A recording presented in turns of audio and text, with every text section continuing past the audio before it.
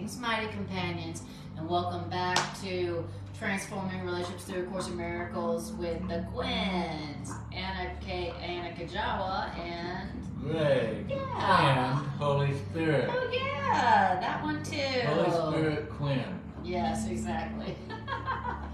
washes away your sin, That was never real to begin. or ever was. And that's what we're here to do week after week, is to challenge ourselves. You know, when I go up to play poker, I play against people that really put you to the test. They really make you think about it. They make you really analyze what you're doing. And that's what A Course in Miracles is doing, is it's putting you and me to the test. And what's the test? Well, the test is that you and I have been taught a belief system that we believe in, and Holy Spirit's going to bring us a new belief system that, for most of us, I know, speaking for myself because of the way I was raised, you know, in traditional, Western Christianity religion, A Course in Miracles, from the very beginning days of me being in it, it has challenged me, challenged my faith. It's challenged what I believed in. And that is what any good guru, That's what truth does. a truth teller, That's what truth does. that comes along, is truth challenges our beliefs and our faiths and our modern day thinking. Yep. And that's how we evolve, is if we don't challenge what we believe, we'll never evolve. We'll just That's stay right. exactly where we're at, Exactly. spinning around in our little circle That's where we right. are. And so A Course in Miracles, each time we read it, whether it be once a week, 2 times, 3 times, or we're just addicted to reading it, each time we read it, it challenges our belief systems. I don't care if you were raised with Greg and his growing ups and his household, or your own, or Anna's. You know, she had a completely different upbringing, but I tell you what, doesn't A Course in Miracles challenge Every day. the way you were brought up? Absolutely. It challenges the beliefs I was raised with, the religion I was raised with, and thank God, because I wanted a new and improved belief system that didn't produce so much stress and guilt and fear. And A Course in Miracles is a belief system that releases me consistently from guilt and stress and fear consistently, and provides miracles that are beyond my wildest dreams of what I thought I deserved. So, yes, it challenges our ego, it challenges our belief system from the past, but it also offers us something that our past belief systems never offered. So if you can handle the challenge, then you get the greatest reward. And once I've had the, let's call it the experience of growing up in the belief system that I grew up in, and again, it doesn't matter what it was. It doesn't matter. We don't need to compare. It was all fear and guilt. We don't need to compare. Well, I was brought up in this one. They're all the same. Fear and guilt. All the same. Fear, They guilt, all taught separation. you how you needed to improve yourself or get yourself right or whatever before Creator is going to grant you whatever it is that you're trying to get granted from the creator of that religious belief system. Right. And that's what it really boils down to. They all share that concept of handing out the guilt and stuff. So we're being challenged, and tonight we're being challenged again about this whole anger concept, which the Course is calling fear and redemption. We're afraid to be redeemed. Fear We don't of want to be redemption. redeemed. We Yeah. think we do. We act like we do. We talk like we do. We study a lot of days and hours a week like we want to be redeemed. I want salvation. I want to get right. I want to with be God. free. Yeah, That's what redemption means. but we haven't accepted a lot of things to be redeemed. Starting with the fact that we don't want to be redeemed. Unconsciously. Yeah, unconsciously. Unconsciously. We have our reasons hidden under, the table, wanting to keep my independence, wanting to keep my ability to seemingly control my happenings. I like to be in control.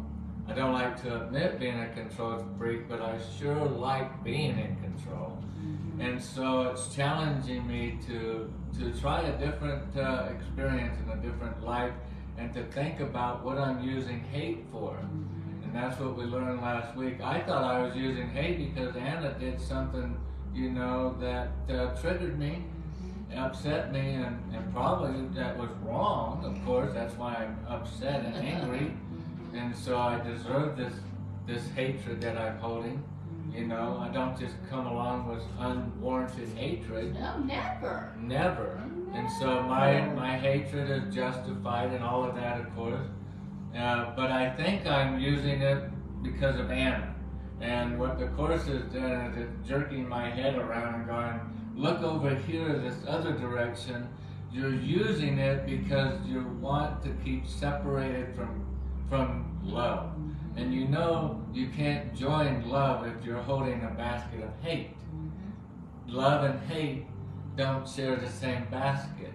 So you gotta put down your basket, which is your interpretations of what's going on, or your old teachings of what you were taught in your belief system. That's where the challenge comes in, and you have to put that down and then reconsider, am I angry because I'm using this anger to keep me from God, from heaven, from love, from peace, from joy, from all of the attributes that my Creator has resting in store for me? Am I using that anger for that purpose, or does it really have something to do with Anna?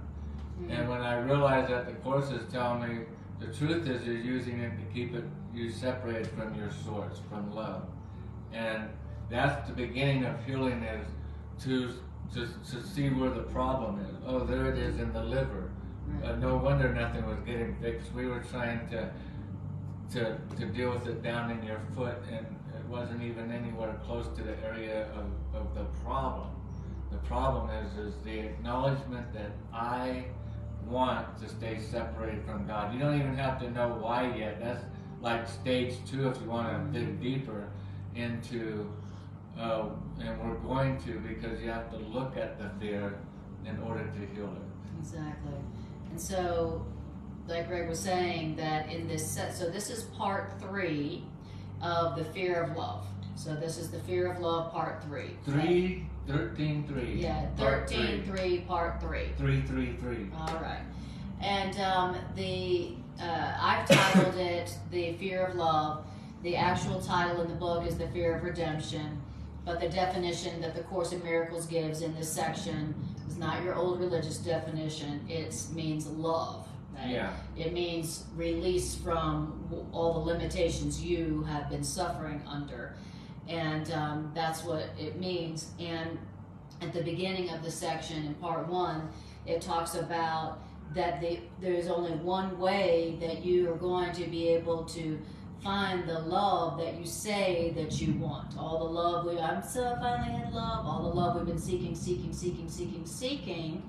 says that love that we've been seeking outside of ourselves, we can only find within ourselves and underneath the hate that is in our mind that we've been hiding.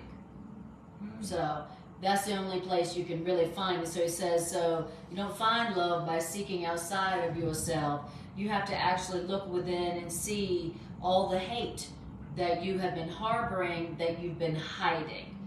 That's the thing that we don't like to look at. Right. We all want to pretend that we're only love and light and joy and peace. And so we hide our hatred. We hide our hostility. Yeah. Well, at least most of us do. But I don't have any hostility. I'm a good person. I'm a good Course in Miracles student. But the Course in Miracles says that in part 1, it says that we hide our hatred, we hide our hostility and pretend that we don't have any hostility, even though all our friends can see it. is because not because we're disturbed by our hostility or our hatred. We hide our hatred because we're afraid that without that hostility and hatred, we would find something within us that we fear even more. And what the Course in Miracles says in the beginning of this section in part 1, it says the thing that our hostility and our hatred is hiding, that we're more afraid of than even looking at our hostility, is the love, the intense and burning love that we feel for our Creator and that our Creator feels for us. That's what we're really trying to hide.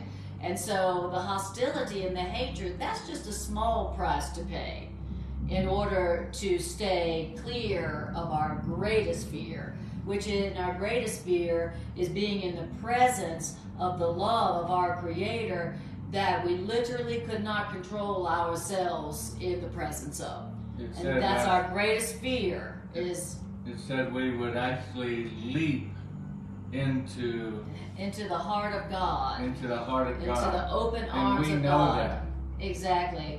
And so, so we say that we want love. I just want love. I want love. I want love. I want peace. I wish I just had peace in my life. But then when love comes towards us, we sabotage. And we all recognize, everybody here, unless you're just in total denial, everybody here has had an experience before where they were, I want love, searching for love, and then love comes, and then we sabotage it. All of a sudden, we start doing dumb stuff from our past to make that person want to go away. Or we also have experienced it where we're just giving somebody love, just let me love you, and then they responded to us like we had handed them a poisonous snake. It's like, why are you running away? Why are you sabotaging? I'm just offering you love. So we all have been on both sides of the fear of love that we don't know we have.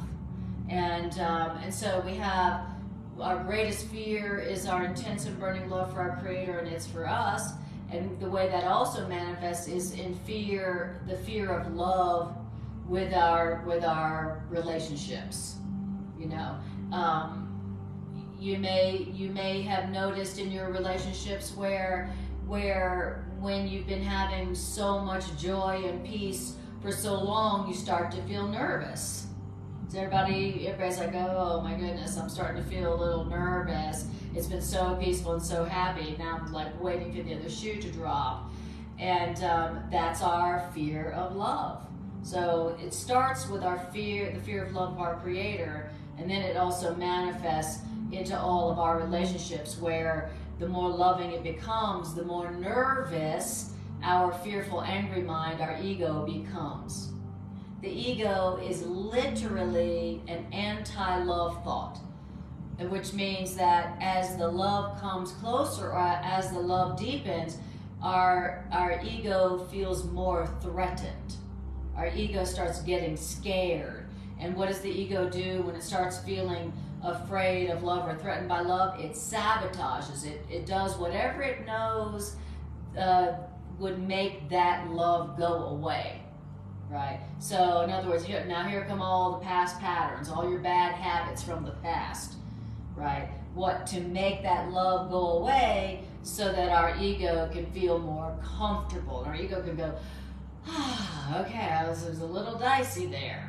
And so that's what part 1 and part 2 of this section really went into, was our deepest fear is the fear of true love, real love. That's our deepest fear. Yeah, you would think, again, if anybody thought about being afraid of God and being afraid of Creator, you would think, well, yeah, because, you've heard about the wrath of God, God can be angry, God could smite you to hell. But we're hearing a different concept, that we're afraid of love. Yeah. I mean, we're fearing love, but we're investigating now why we're afraid of love. Right. What's the real reason? Exactly. And it was saying in part 1 and part 2 that the real reason that our ego is afraid of love is because when you're in the presence of love, you can't control your joyous response.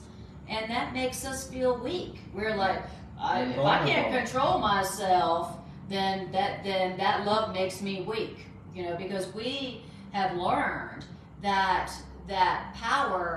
strength comes from defiance. That's what we've learned. That power comes from my ability to say no. You know, and so to us, not being able to, so to us, not being able to control ourselves is like our worst nightmare. And so we would rather have big old hatred, hostility guns than to be in the presence of real love. You know, we feel safer with our hostility than we do in the presence of real love, because I can't control myself in the presence of real love, which that makes me feel weak.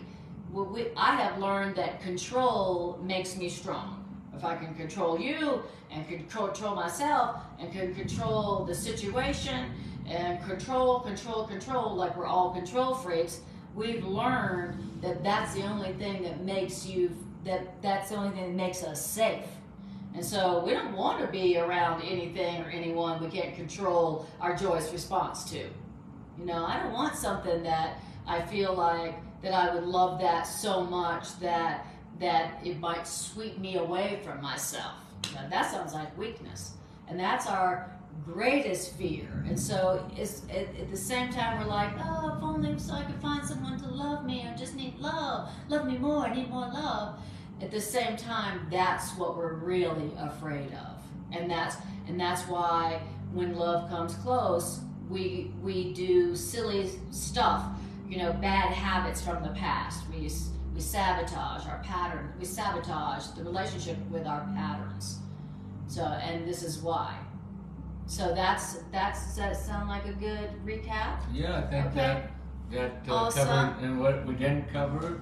Yeah, it will come up. It will not only pick back up yeah. on, but it will expand upon. Exactly, because all Course in Miracles does anyway, ever, is repeat itself. So if you're listening and you think they're just repeating themselves, that's true.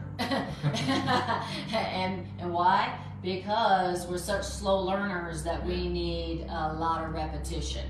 A Course in Miracles is Groundhog Day on steroids. Absolutely. It just goes on a loop, but the way it makes it to where we don't recognize it because our brains are so lazy right now because we're asleep, is it says it in different ways. Wordings. The same thing. A lot of synonyms. Over and over. Exactly. And over. That's right. And so I just want to say hi to Diana and hi Carol. Lovely to see you, sweetie. And there's a few other folks on that I didn't see, but we'll say hi. Okay, exactly. All right, so we're going to pick back up on paragraph 9, and this is chapter 13, section 3. And so it says, beneath all your grandiosity, which you hold so dear, is your real call for help. Okay, so what is grandiosity hiding? My real call for help. I need help. I need love. Okay, I'm afraid. What's underneath grandiosity? A belief in littleness.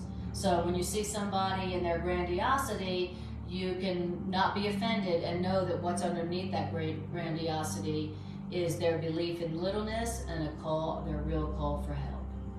Because we call for love to our Creator, just like our Creator calls us to it. And in that place which we have hidden, we only want to unite with our Creator in loving remembrance of God. Okay? So here we are, you know, with all of our grandiosity. I don't need you. I don't need anyone. I'm good. Blah, blah, blah. I'm in control. Underneath all that grandiosity is our deepest desire to unite with God in loving remembrance of God. That's all we really want. But that's hidden underneath all of our grandiosity. And the grandiosity is, I know what's going on. I'm in control. I'm going to control you. I'm going to control that. I'm in control. I know what's going on. That's good grandiosity. I know how to judge this situation. My judges, I know enough to judge this situation or person accurately. That's grandiosity. Today, in the 1230 class, it was talking about that judgment is us assuming the right to, assuming the right to judge their reality as I see fit. That's my grandiosity. I'm assuming the right to judge your reality as I see fit.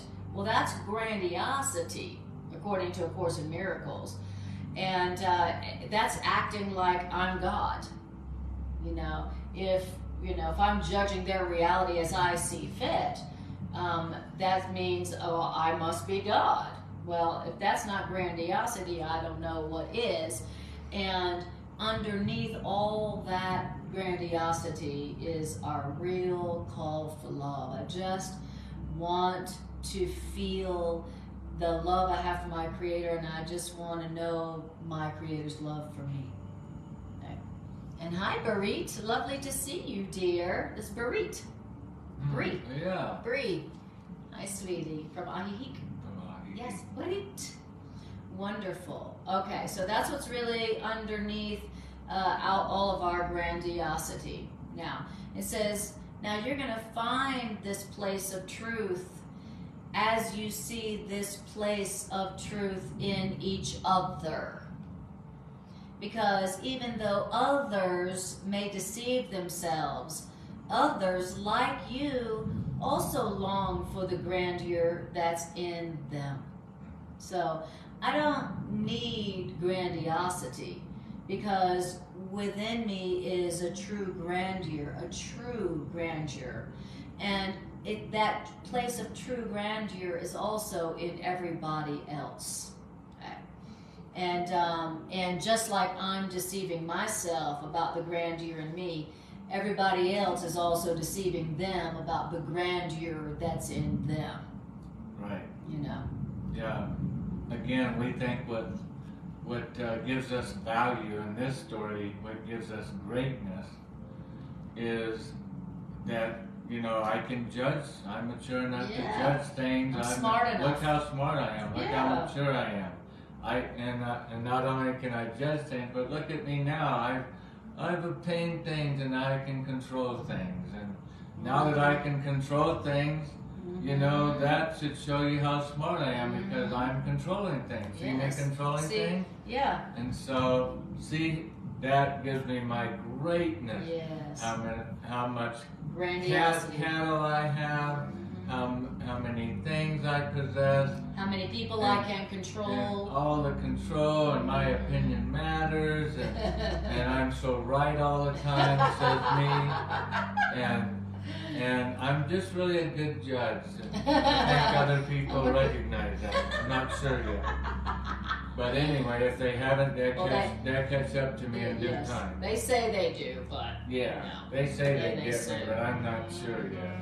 Right. But anyway, we categorize what makes grandeur, what makes greatness, what makes power, and what makes it isn't what we even understand. What we think, and again, we've been taught, be this way, that way, this way, and according to the standards of this little tiny littleness world of nothing, you'll be great. You'll be great in the land of nothing. Exactly. Or you can have true greatness, true value, grandeur. But let's learn what that is. Yeah. Because we're just gonna try it, see what it's like. This new belief system, we have to lay down our old way of believing that what gives me, like you said, power. Yeah. What gives me greatness? What makes me grand? Yes. Is it because of any of that? If you think about it, of course not. It would be because we came from grand. We came from greatness. We came from value. And so therefore we already possess and have all that. But we're going to learn how to make our way back there. That's exactly right. And so we're either expressing grandiosity, which isn't real, which is fake, it's all show, or there's our own true grandeur that is within everyone, right? No fake ass grandeur. Exactly. Grandiosity where it's like, I'm going to show you how great I am because of how much control I have over my, others, or blah, blah, fill in the blank. And it's saying that underneath I'm going to prove my greatness, with my control and my judgment and all that. Underneath that is the part of us that's calling for love, that's like, I don't know my own greatness really, and that's why I'm trying to make myself look so big. That's why I'm trying to be in control all the time. And underneath our belief in our littleness lies our true grandeur, that everybody has, and that came from our Creator. It's almost more understandable for me how the first will be last and the last first. Exactly. That the meek will be exalted, and the Yes. exalted, Will be the grand, low. those sitting on judges' benches, look at all the power and control, and it's a giant call for help. Yeah, it's a giant call for love. The leaders of nations, the presidents of countries, the dictators of nations, you would think that we look at them, and our belief system, again, teaches us that that's what greatness is, that's what value is, that's grandeur. Boy, look at the palaces they live in. Yes. But yet, we don't realize that the ones that aren't calling for help don't need all that control to satisfy their soul, to satisfy who they are, to establish that they came here to make their mark. And, I know I'm guilty of it as much as anybody, but because as much as anybody, I've been raised in the same belief systems of what makes greatness and grandeur. Yes. And so I'm so glad that we have a teacher that's come to us and says, you want to know what real value is? You want to know what real greatness is? Lay down what you think it is, all that control, judgment. Exactly. Hostility. Right. Yeah, we think that our anger makes us strong. Gives us power. We think our anger gives us power, and our judgment and our control gives us power. And really, all that show of anger and control and judgment is really just revealing how little we feel on the inside. Yep. It says that true grandeur doesn't need grandiosity, at all. The innocent, those who are not judging, they don't need a show of strength. Right. It's just like most of the rich people that I've known in my life don't need to show show of their richness. That's right. They in fact, a lot of them wear very modest clothing and drive very modest cars. Right. And they might live in comfortable homes, but they don't seem to have lavishings because they don't have the need to prove to you that they're rich. So you go, wow, you're rich, I envy you. They passed that hill a long time ago. In fact, that hill was keeping them from really true richness. That's right. Is all of that burden of having to show everybody how rich they were to impress them. Now they don't need to do that anymore, and they are even more rich. And the grandness of us comes from the same concept. We don't need to, if we're out there trying to impress the world of how great we are, look at how much control I have and how my judgment affects so much, then we're trying to prove that we have something, rather than just be steady and just be faithful and just be confident and resting in I have it whether I'm doing anything or not. Exactly. Because it was given to me. I didn't make it myself. I am in the greatness of the heavens, not of my own boasting, but only boasting of the one I came from, the pure greatness of the heavens. So what less could I be than of my own maker? Exactly. And that's why that is why what is in everyone underneath their belief in littleness, covered by their grandiosity, really is their own true grandeur. Right. In everything that God created. Which is great. You know, exactly. That's exactly. It says, and so it says, because they, like you, deceived themselves, and you, like they also long for the grandeur that is in them. So when we're when we're seeking for love, when we're looking for love, oh, if I go and experience love, we're always looking outside of ourselves. If I only had power, fame, money, physical pleasure, I would have that love. And then the truth is that what we're really looking for, that we just don't know about, is the true grandeur that lives within us, underneath our beliefs in littleness. Yeah, we're distracted from our own greatness to a tiny, yes, not even a fraction of greatness. And grandiosity is when we're seeking for our grandeur, when we're seeking for love in anything outside of ourselves, to somehow pump up our value, to pump up our worth. But the truth is that only when we discover the grandeur, the true grandeur, that it lives within us, it's what created us, only then do we experience real and lasting love. And you realize, oh, real and lasting love didn't have anything to do with finding a person, place, or thing. It was in discovering, the happy discovery of who created me and how they created me, and everybody else too. You know, that's where real happiness, that's where real love comes from. Love isn't a thing that you get. Love is the truth of what you are, you know, and you'll never be satisfied with love, by love, until you discover that it is you and that it is within you. It's who you are. You know, otherwise you're just seeking blindly for what you'll never be able to find. You can't find outside. Exactly. And so he says, and perceiving your own grandeur within yourself, you will welcome your true grandeur within yourself, and your experience of your true grandeur will be yours. Because grandeur is the right of all of God's creation. And no idols outside of ourselves can satisfy us or save us from what we are. Wow.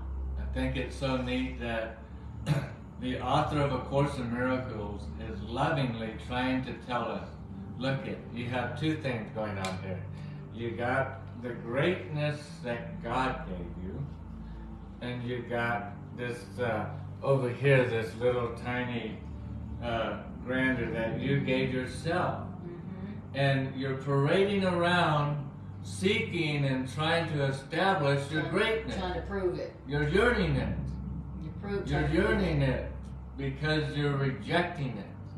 And you're going around with this flat little, that not going to hold much of anything, grandeur, a fake illusion of who you are. And we're afraid because we don't want to, come to God. We'll leap into the arms of what God has for us, not knowing that it's a greatness so great, so wonderful, so magnificent, so astonishing, so glorious and beautiful. Why? Because it is all of the attributes of God, of love, of heaven itself. That's who you and I are. And we've settled for this meek, little, weak, tiny thing of identity. Thank False you. identity. False identity. And we're afraid to give it up But what waits for us on the exchange is so magnificent. This isn't a sales pitch. This isn't a, reality show. You should try out this miracle pill and it will, enhance your happiness or whatever. This is the truth. Heaven is just asking for an exchange. Give up what you have learned to perceive as greatness and trade what heaven has for you. It's a lot better bargain than what you've been settling for. It's a lot more than the greatness that you have conceived in your mind of what you are. What you and I are, this sentence here, for your grandeur is the right. It's the right of all of Creator's children. It's your right of greatness. You are in the sheer abundance of greatness, but you, like me, have been settling for a little tiny speck of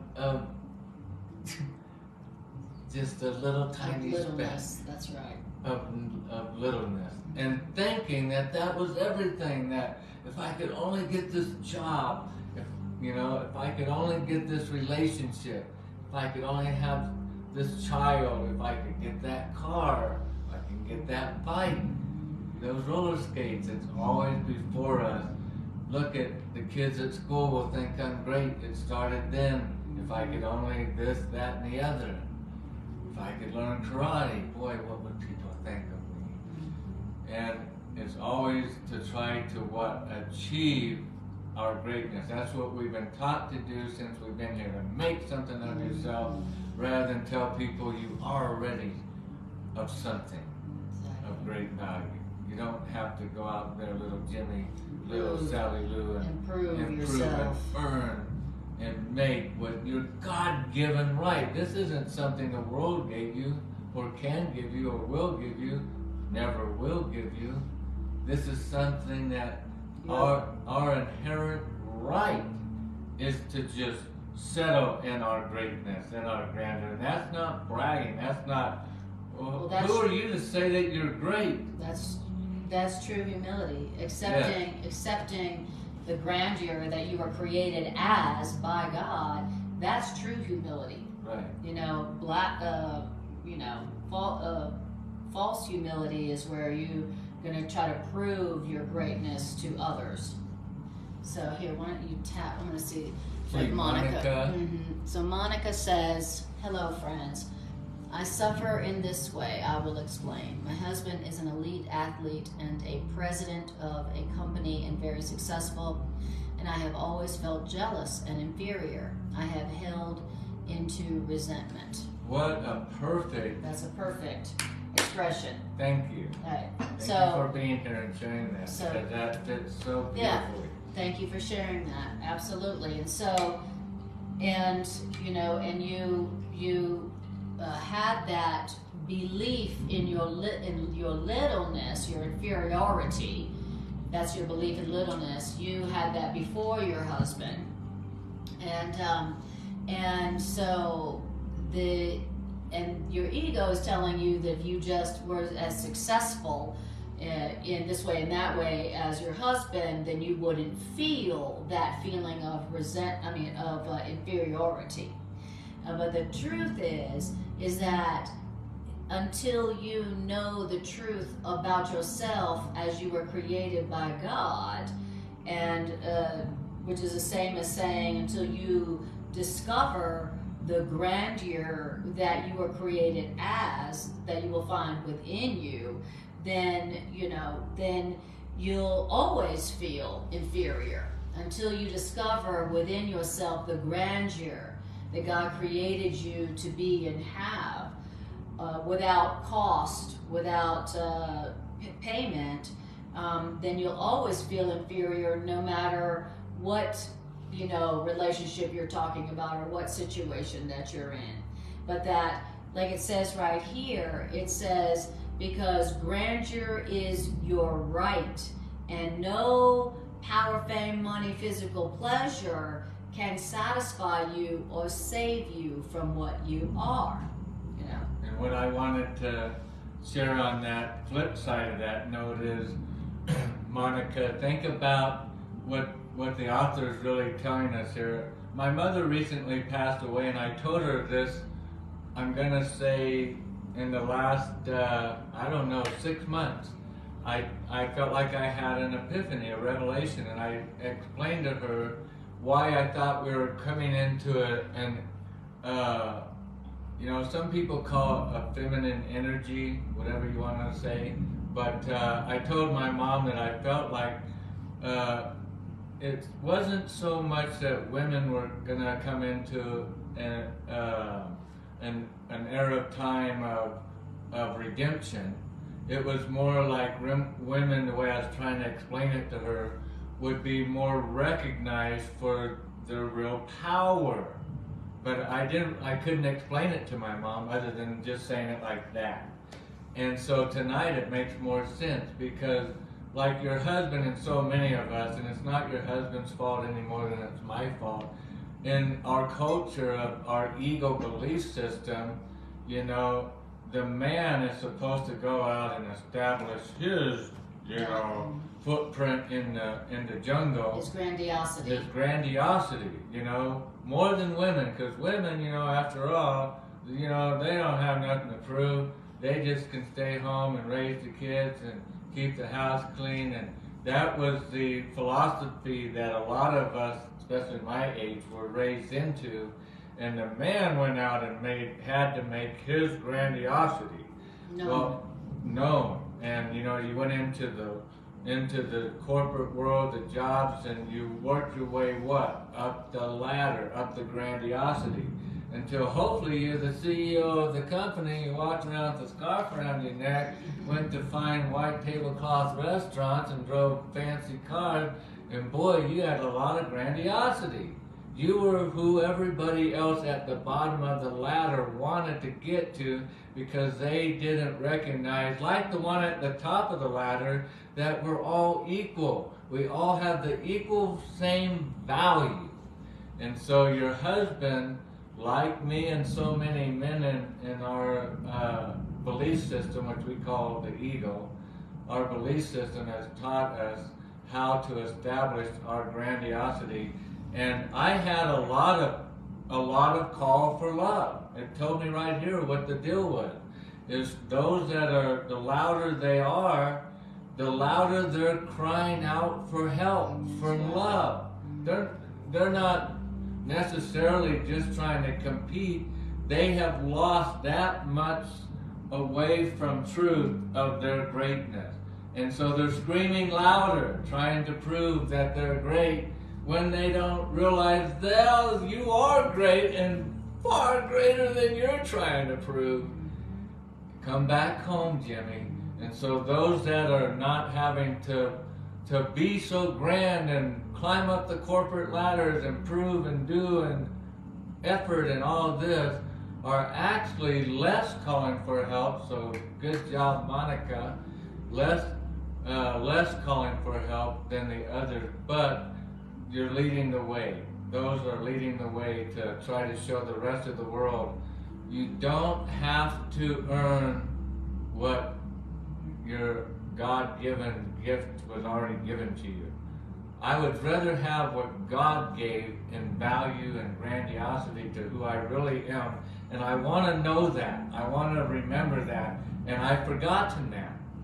And like you, we're trying to get back to the remembrance of that, because when we remember our greatness, no CEO job in the world, no presidential winning of an election, and if you were ever a president of a country, you would realize this isn't greatness. This was a freaking babysitting job. Exactly. I used to think it was bad when I just had 5 employees at a 7-Eleven to oversee in a little management company. Now I got how many states, how many governors, everybody's complaining. Oh my gosh, that's not grandiosity. That's not That's a grandeur. headache, and all of that to try to scream that loud of look how great I am, but yet your greatness far exceeds that, and that's the littleness of what you're willing to settle for. And me too. We've all been doing it. Beautiful. Thanks for sharing that, Monica. Appreciate that. Yeah, well, don't try anymore. See what happens when, and that's not being lazy. That's being inspired. Do what inspires you. Don't do what you're doing for the sake of showing other people that you have worth. That is BS. That is a mockery to heaven. But we don't want to be that way knowingly, and if we know we're doing that, we're going to stop. But yeah, you don't need to exhaust yourself, and neither do I. And that's good to remind ourselves. Neither do they. We don't need to exhaust ourselves trying to establish something to establish a dollar I already have in my pocket. Exactly. I don't need you to see it. I just know it's there. Exactly. Beautiful. So that was paragraph 9, and so now we're going to paragraph 10, and it says, only your love is real, and you will be content only with love. Love as your reality. Only your love is real, and you will be content only with your reality, which is what? Love. So the only thing that can truly satisfy us for real is not grandiosity, is not power, fame, money, physical pleasure. The only thing that can truly satisfy us is our reality as love. That's the only thing. The only time that you will be truly soul satisfied is when you know that you are love, and that as love you have love, and that love is in you. And it don't matter how much money you have, doesn't matter how much power, fame, money, physical pleasure that you have, it doesn't matter what kind of grandiosity you got going on. Until you know you are love and you have love within you, until you know love is your reality, you'll never be satisfied. No matter how much power, fame, money, and physical pleasure that you have. No matter how much power, fame, money, and physical pleasure they have, they will never be content until they know their own true reality as love. So if you see somebody expressing their grandiosity, then you know you can know the truth that they're still not satisfied, you know, and that they'll only be satisfied when they know their own reality. And when you look at it that way, isn't it easier to be compassionate upon your friend or your mate or whoever, when you're recognizing that all their trappings of success do not make them happy. Right, and you know that. Yeah, and you can see that. And so you have compassion, realizing that they're trying to get their fulfillment of their worth out of this or that or the other or whatever, and it can make you feel more compassionate, recognizing what's going on, and that they're calling for love, for help, because they don't feel their value, so they have to get it somewhere from something outside of themselves. Something outside of themselves, and you know, one thing I loved about being in our relationship at the very beginning. What I wasn't used to in a lot of relationships is you have such a beautiful gift of always uplifting me. And so it made me always feel like you recognize my worth, you know, because you're always going, well, good job, baby, on that, you know, way to think that out like you did. Rather than saying, well, I hope that works out. Why'd you do it like that? Yeah. But you know what I mean, yes, just always trying to be supportive in a good, healthy, positive way, making me, you know, feel of worth for my opinions and decisions and thoughts, and just being heard, you know. And so I think we can be guides for our friends and our partners. We might be getting exhausted. I so relate to what Monica was saying, because it is exhausting. It's so exhausting trying to prove our worth to everybody all the time. Yep. Always trying to prove our worth. Yeah. And to be able, the thought of just being able to just allow things to be. Just relax. And those that are are having to get their worth out of the things they feel they need to get their worth out of, to allow it to be for a while. Don't try to control it. Don't try to manipulate it. Don't try to, threaten them. You either be this way or that way. I'm not going to try to earn my worth anymore and give them a speech.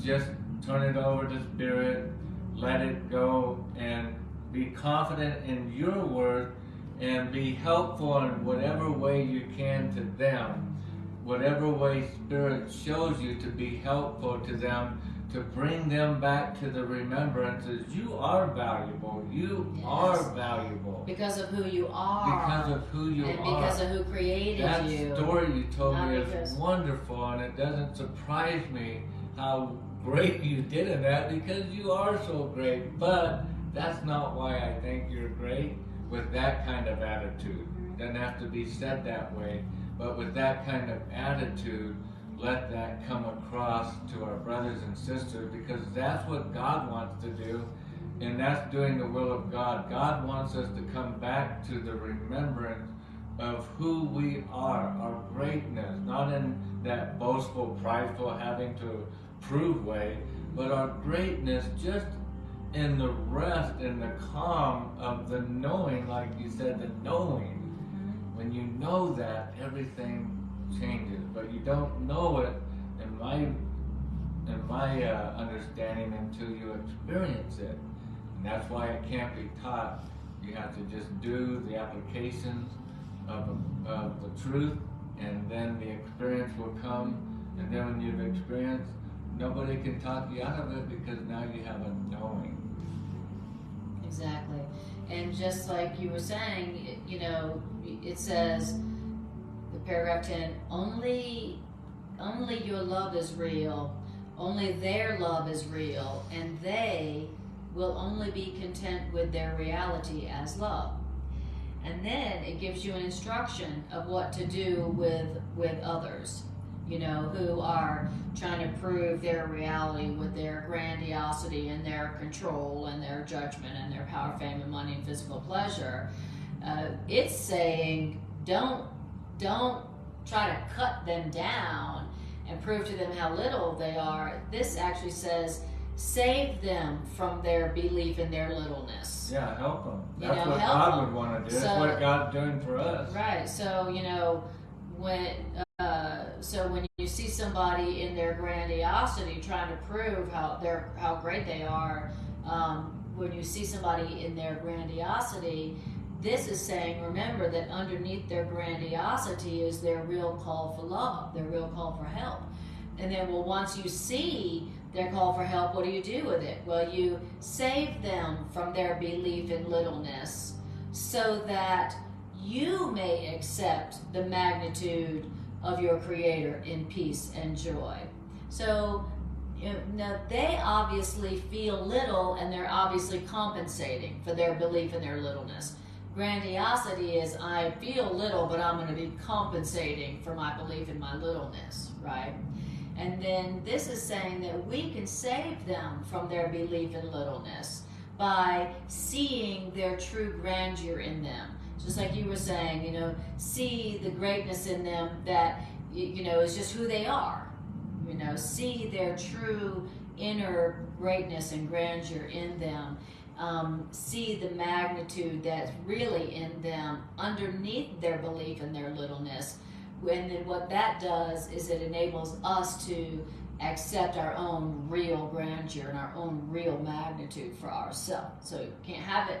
I can't remember my own true grandeur and magnificence myself. I can't remember that for myself until I see it in them. So, in other words, you can save them from their grandiosity, which is their real belief in littleness, by seeing in them their true inherent greatness as a child of God.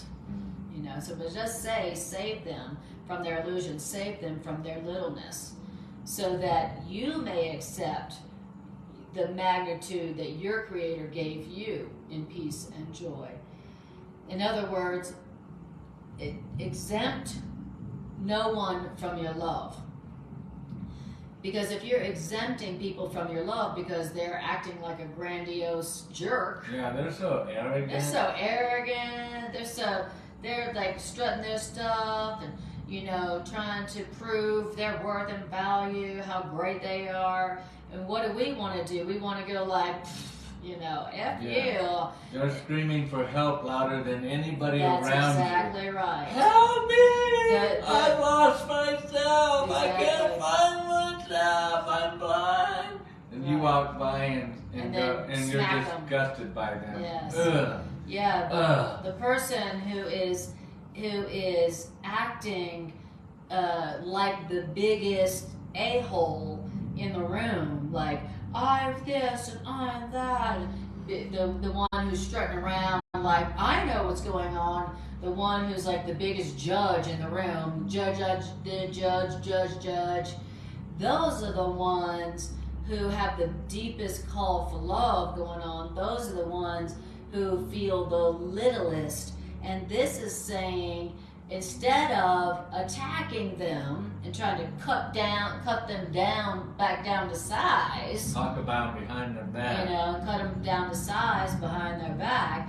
This is saying, save them from their belief in littleness. Don't try to cut them down to size, you know, so that they're not too big for their britches. You know, help them. They are calling for love. They do not know of the grandeur that's in them. Don't exempt them from your love. They're the ones who need your love. They're the ones in the room that need your love, okay? And it says, because if you exempt them from your love, just because they're calling for love in a form that you don't appreciate, then you will be hiding a dark place in your own mind where spirit and love is not welcome. And if you exempt the ones that are strutting around in their grandiosity and their judgment and their control, if you exempt them from your love just because they're acting like an arrogant jerk, then you will be exempting yourself from your own healing power. You know, because you didn't offer total love. And because you didn't offer total love, you will not be healed totally. Wow. So, you know, this is saying that you know, we too don't know about our grandeur because we learned that we're little, and we too are exhibiting grandiosity, trying to prove our worth and our greatness to everybody, right?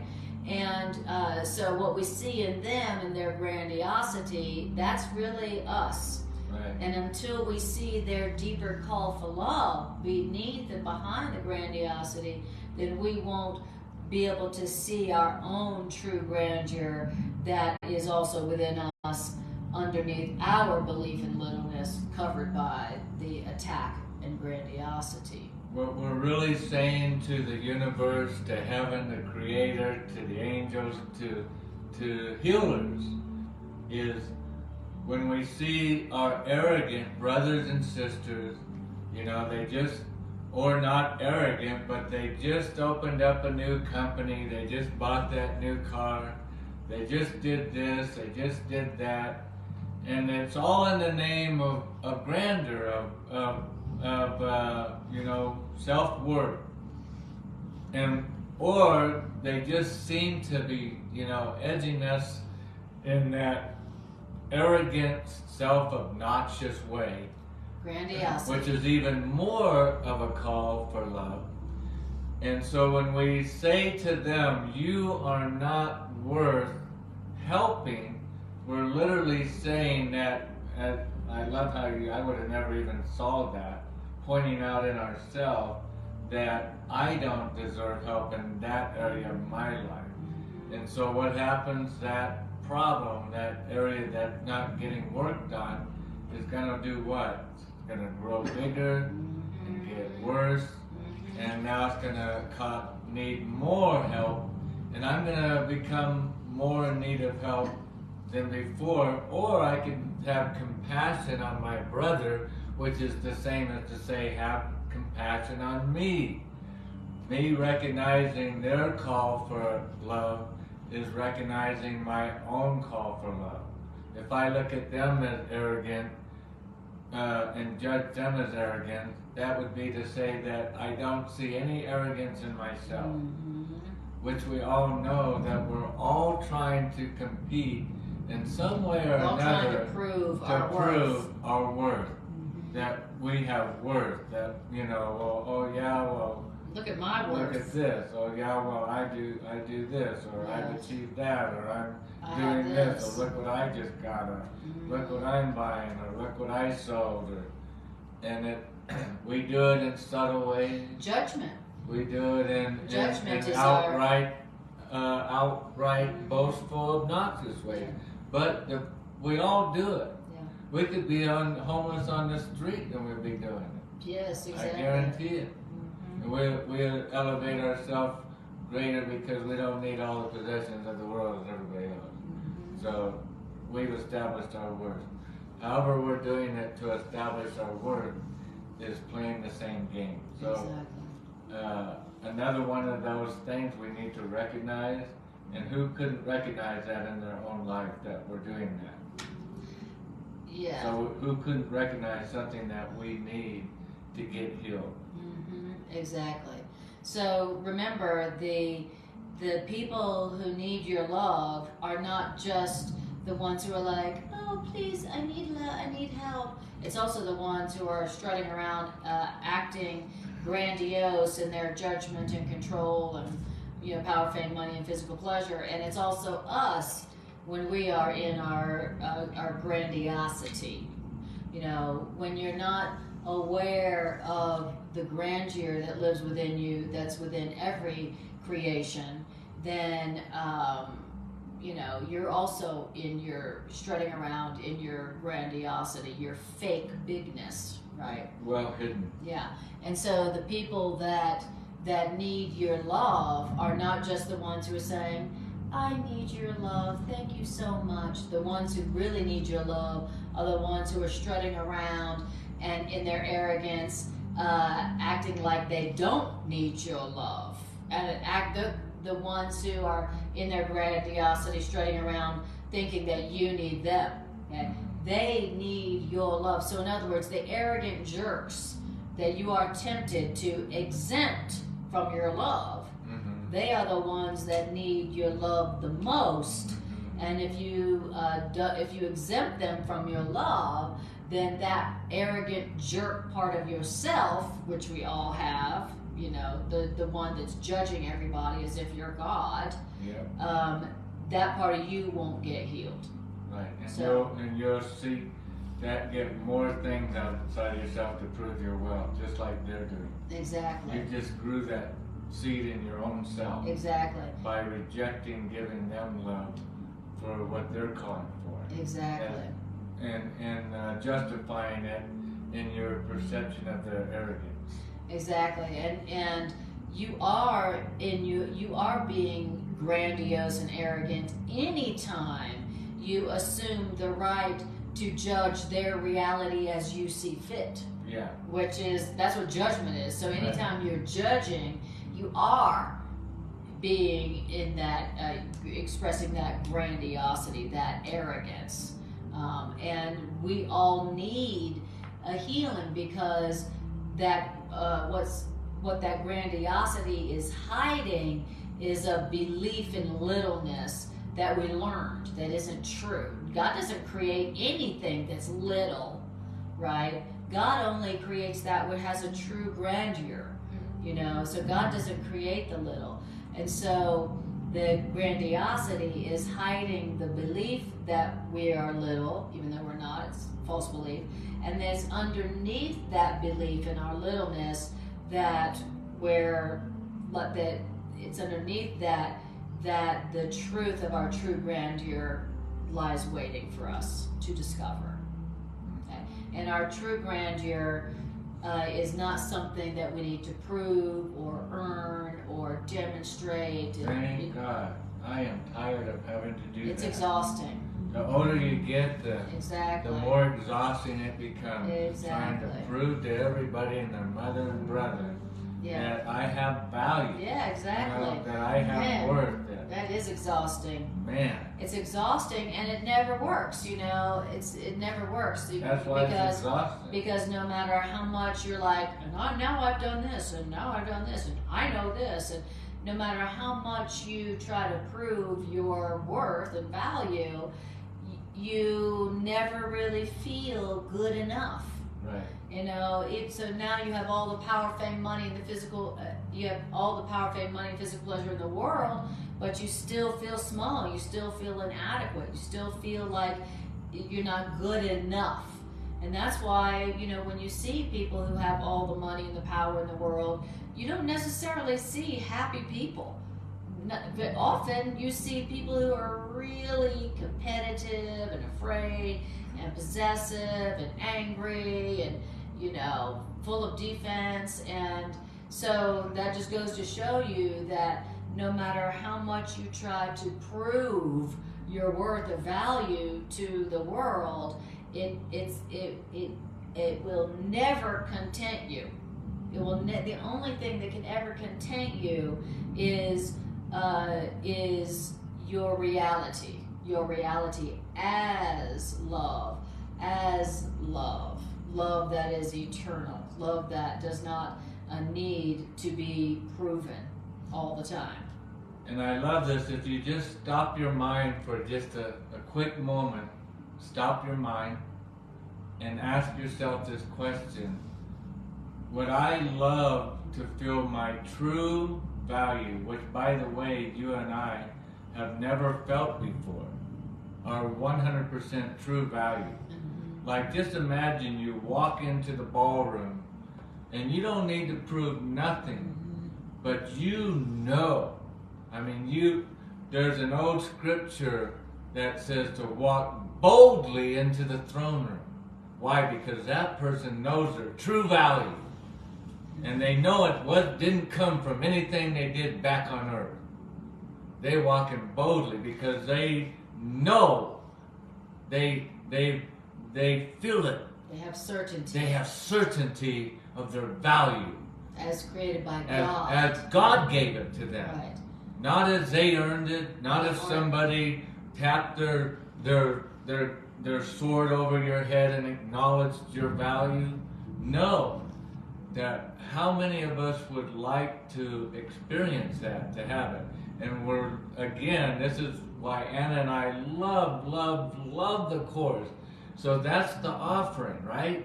Is to know your true value. For me to know my true value. And now the course never leaves us with an empty bucket. It fills our bucket completely up to the rim to overflowing, meaning it tells us how we can experience it. And how we can experience it is when we see that arrogant person and they're so disguised because they do look like they got everything. Look at me, I got a corporate jet, I got 25 real estate pieces of property, all of them in beautiful locations. I got money in the bank, I got precious goods, and I got resources, and I know people, and I have connections, and blah, blah, blah, but the way they act is everybody else is a piece of dirt around them, you know, and they're so well disguised. That's how afraid they are. Their littleness is so buried and so disguised. You would think they're the last person in the world that needs any counseling or help or praise from you. Or your love. They have enough praise. You would think they were the last person on earth that needed your love. That was lacking love. That needed your love. And yet we're hearing, if you want to, Greg, experience, at least this is what I feel like I'm hearing, if I want to experience what it would be like to walk into that ballroom or into the heavens with Creator boldly and proud, knowing my worth without having to make an effort as to raise a hair of my chinny chin for it. It comes by recognizing my brother in their call for love, their hiding place. There they are hiding. There's that one that left the 99 boy, they hit really good. They don't look like they need any help. They're so arrogant, I'm just going to pass them on by. They don't need no love. They got enough love. They live themselves too much. Yeah, they don't have no room for my love. Yeah, but they're full of their own self-love. So when we see that person and we remember, I want to remember my worth. I want to remember my worth, and I'm only going to get it when I start recognizing the sheep of God, the children of God, playing hide and seek from them in these little bushes and caverns in the earth called arrogance and self-obtainment of wealth and goods, trying to establish through the efforts that we do our worth. And when we see that, to go, okay, they obviously need more of God's channeled love through me to show them that their worth is wonderful, but not because of any of this. But I'm not going to preach or teach them. I'm going to just ask Spirit what to say to them, what to do in this moment. But the point is I just believe that if, I really do believe this, if we recognize that call when we see that person next time, that call for help, game over. Because our mind is now open to receive what can I do to be of help to this person screaming for help. Yeah. And we'll get that answer. Exactly. And so all you have to do is just don't exempt them from your love. Don't exempt them. And so, and to love somebody has nothing to do with doing anything. Right. It's just to love somebody is to see the real grandeur that is in them, that is also in every child of God. Right. And so to love them is to see them to see them correctly, or to see the grandeur in them past their hidden belief in littleness. To see the true grandeur that's really in them, and like you said, not the greatness that comes from the power, fame, money, and the physical pleasure that they have, but just don't exempt them from your love. In other words, don't attack them. Right. Don't attack them. Right. See their call for love. Don't go, well, it must be nice being you, Bob. Yeah. Anyway, I gotta go. Exactly. Don't do that. Do the opposite. Do that. Even if you don't do anything, don't exempt them from your love. Don't give them guilt. Yeah. We do Must know. Be nice. We do know a lot of things not to do. Don't Yes. give guilt. Don't judge. Don't condemn them. Right. Don't knock them down. That's right. Don't belittle them. Don't belittle them. Don't talk about them behind their back. Do not say something to them that if you were them, you wouldn't want to be said to you. Treat them like you want to be treated. We know a lot of arsenals to pull out right away. Right. And then Spirit will help us from there. Exactly. Beautiful. It says, and then healing must be as complete as fear, because love cannot enter where there is one spot of fear to mar love's welcome.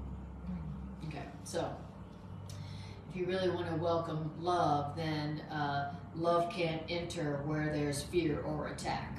Okay, so you won't know it. So we'll finish up with paragraph 11. Okay. Well, yep. We might finish up. We got 20 minutes. No, we have 10. We have 11 minutes. Oh, I thought that was a zero at some No. point. So it says in paragraph 11, you who prefer specialness to sanity cannot obtain specialness in your right mind. Or let's say this, you who prefer your grandiosity to your real peace, your real sanity, you could not obtain your grandiosity in your right mind. Now, you were at peace, you were in your right mind until you asked for special favor. That's what specialness is. I want special favor. I want special favor from you, special favor from God, special favor from you know who. It says we were at peace until we asked for special favor.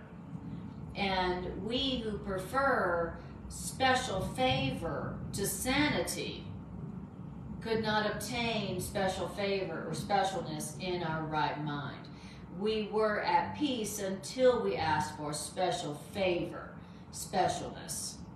And God did not give us special favor. Inequality. God did not give us specialness. God did not give us inequality. God did not give us the special favor that we asked for. Why? Why would God not give us the special favor that we asked for? Because the request for special favor was alien to God, and you couldn't ask for special favor of a parent who truly loved their children. And since our Creator wouldn't give us special favor because our Creator truly loves His children, therefore we made of God an unloving parent, demanding of our spirit parent God what only such an unloving parent could give. Okay. Which is to give more value to one child Than to another. Over the value of another child. Exactly. Which is the same as we talked about how the Course repeats itself in different words. Another lesson would teach us that our problem when we got derailed on the derailment is that we wanted inequality. We wanted we wanted to be recognized. I can only be recognized if I am given more value over other people. Give me more recognition. See me as greater. See me as better. See me as more wonderful. And God would not give that because God is a God of equality. God is no respecter of persons in the way that God sees one greater than the other.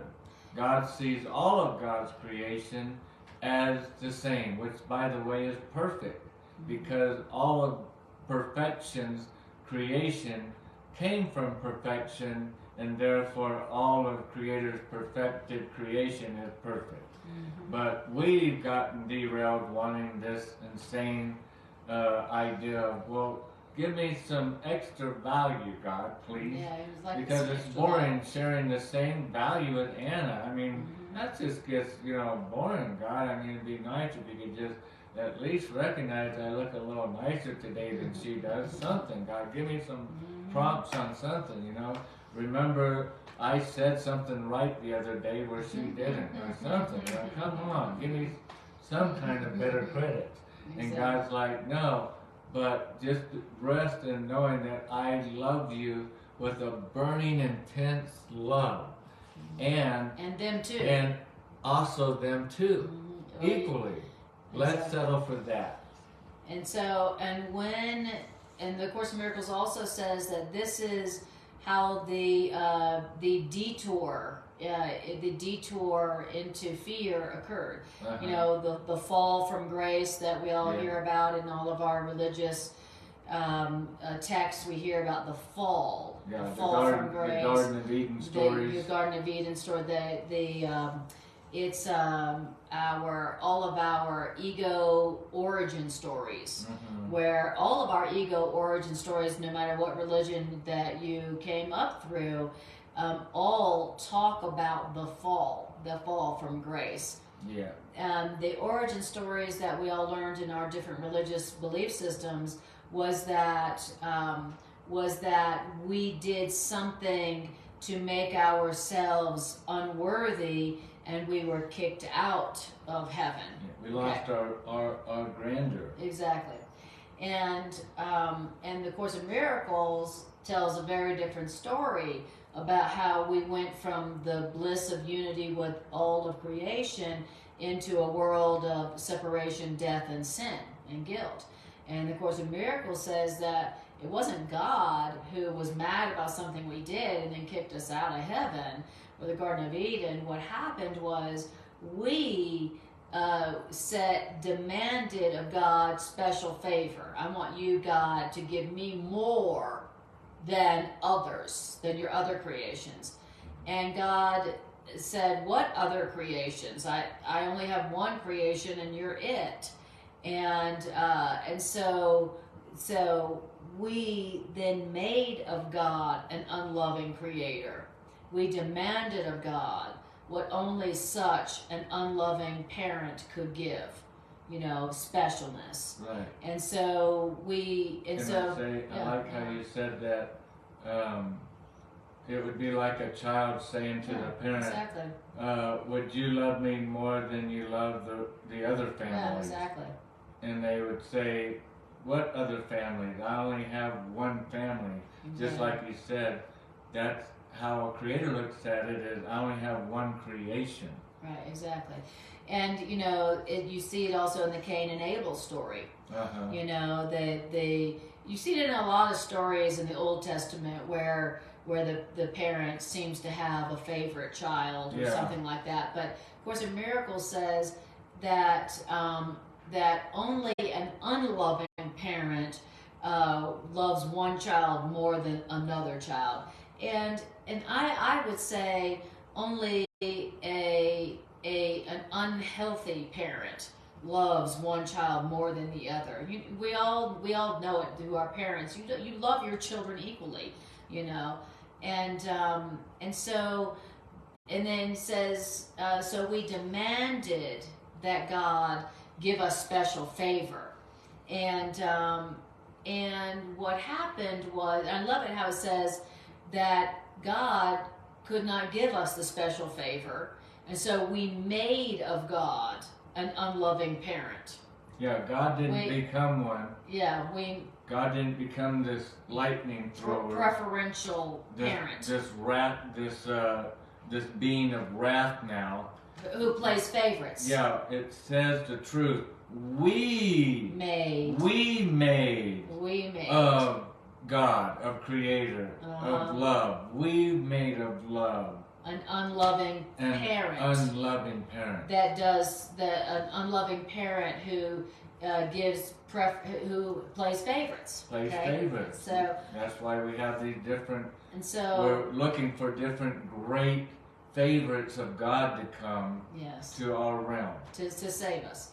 And so in other words, we projected onto God that God was a parent that played favorites. Why? Because we wanted special favor. Right. And so that was how the detour into fear, or the fall from grace, or the exile from the Garden of Eden happened. We demanded special favor. God wouldn't give it to us. And then we said, well, F you, I'll go make a world where I can get some special favor for myself. Because I want to experience and that's where the world comes from, according to A Course in Miracles.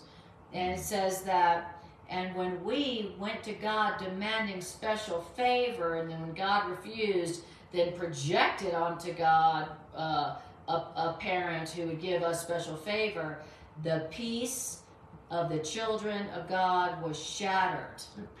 The peace. Which, by the way, our peace is symbolized in the world outside of us right now. And in our relationships. That's the result. The world we see outside of us currently right now, of war, of famine, of lack, of killings, of death, of bitterness, of sickness, of pain, and all of the likes, that world manifested from us demanding special favor. Inequality. Yeah. We did that, not the government, not some foreign country, not God. God didn't make a world like that. What we made of Him. Mm-hmm. And because of what we made of love, an unloving parent, and again it comes back to self-accountability, that we did this together. Mm-hmm. We are the fallen angels, the third that rebelled against heaven, or however many it might be. Think about how silly the story is that God created perfection, making angels. God created perfection. God doesn't make error. God doesn't mess up. God is perfect. And God made the angels, and then out of the story we made, because we made of Him an unloving God. 1/3 of what God made perfection fell from grace, fell from its worth, fell from its greatness, fell from its inheritance, we were told. And then that was the angels. And then God made supposedly mankind in these bodies. And out of that, more than a third, because only a few of them are going to make it. Because most of them are going to mess up because they're a disaster. God's creation, by the way, is a disaster, where the majority of it failed to make it into the blissful, everlasting life. And so the whole story is a shamble, it's a shame, it's a joke. It's a and projection. when we just demand it, though, I love how the author always comes to us and just puts it out on a platter for us and allows us to be challenged, like we said at the beginning. I'm being challenged right now because I don't like this thought that I demanded God give me specialness, make me, give me more value, God. I want to be recognized in the heavens more than all my brothers and sisters. I want specialness. And God knew that He couldn't give that to us, because if God gave it to us, it would create a world of death, of inequality, of lack, of separation, of hierarchies and lowarchies, and opposites. And because God so loved the world and His creation, God could never give us something that would give us what we gave to us. That's not what love would do. And so we had to learn, and are still learning, what love not only would do, but what love is doing. And what love is doing is not giving inequality, meaning that when we see the arrogant, when we see the proud, when we see the boastful, we don't see them as undeserving of our love, but we see them as the most calling for love and the most deserving of our love, because they're the most in need of healing. And we see them as equal with us. Equal. Even because we need healing. Even if they don't see themselves and us as equal, we see them as equal, because we need that healing and that reminder of our own equality. And so it says, and that's how our peace that's how the peace of humanity was shattered, because humanity no longer understood our Creator. Humanity feared what we had made, which is a creator parent who plays favorites, but still more did we fear our real Creator. Why? Because we attacked God's real glorious equality, because we attacked our glorious equality with God. So, all right, so there you go. That's where we're going to stop, and we hope that this has been helpful for you, and in remembering that your truth is the grandeur that God created as every creation, everyone, every person, okay, everything that has life, and that we all have the true grandeur within us. And none of us will ever be satisfied or rest content until we know our reality as this grandeur, as love and only love. And so let's remember that as we're, being tempted to go look for our greatness outside of ourselves, when we're tempted to try to prove our worth to the world with something outside of ourselves, let's remember that who we are is already great and good, and we don't need to prove ourselves. And that let us remember that we have all the grandeur that God created us as, and so do they, and so we don't need to prove anything. We don't need to prove our worth. The Course in Miracles says, when you are experiencing self-doubt, say to yourself, my worth is established by God, not anything I have or wish or make, right? So you want to remind yourself, my worth is established by God. I don't need to make my worth. I don't need special favor from God or anyone or anything in order to have grandeur from God within me. So remember that that's a practical application of this lesson that can save you the exhaustion and the frustration and the disappointment of trying to make your own worth and prove your own worth to the world. Because it won't work. They'll never satisfy you. So you'll always be frustrated and exhausted and disappointed and angry. And that makes sense just in a wrap up to the title, Fear of Redemption. Every time we reject our brother or sister that's seemingly not worthy of our love because of, because of their arrogance, their grandiosity. Arrogant, proud, grandeur, behavior, talk, whatever. And then by us rejecting them, that's the demonstration of our fear of our own redemption. Which means we're just our own truth. Passing up our own healing that we need. Exactly. We see them, and even if we look at them, boy, they did a lot of healing.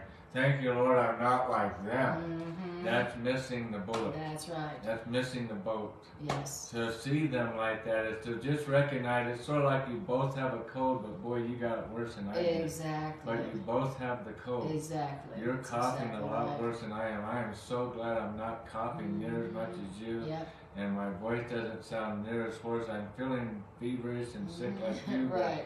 But I'm not near as bad off as you. Can I get you something?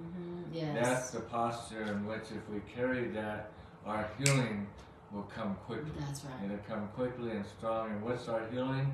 Is we'll start actually feeling the worth that God gave us, not the worth, the stupid little worth we thought we were going to build for ourselves, but to come back to the remembrance of what it feels like to remember, wow, I am healthy.